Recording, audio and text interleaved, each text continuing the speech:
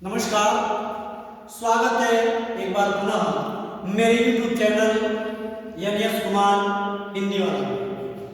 आज हम लोग सुधि और सुध के विषय में चर्चा करेंगे। तो आइए इसको समझने का प्रयास करें। जैसा कि ये सुधि शब्द है और ये सुधि शब्द है, इन दोनों में सूक्ष्म अंतर है। सुधि शब्द का जो अर्थ होता है, यह शब्द याद या चेतना के संदर्भ में प्रयोग होता है। यह एक संज्ञा शब्द है। जो सुधि शब्द है, यह याद या चेतना के संदर्भ में प्रयोग किया जाता है। यह संज्ञा शब्द है।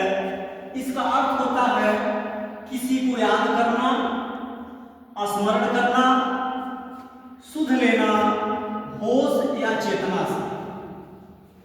इसका उदाहरण समझते हैं। काम में डूबने के बाद उन्हें समय की सुधि नहीं रही। मान लीजिए किसी काम में हम डूबे हैं और इतना काम में हम विलीन हो जाते हैं कि हमको समय की सुधि नहीं रहती, होश नहीं रहता, वहां सुधि शब्द का प्रयोग किया जाएगा। इसका अर्थ क्या होता है?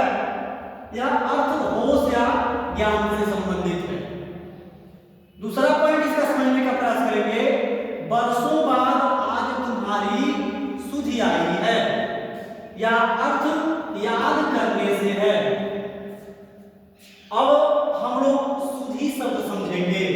दूसरा, यह शब्द बुद्धिमान व्यक्ति के लिए प्रयोग होता है।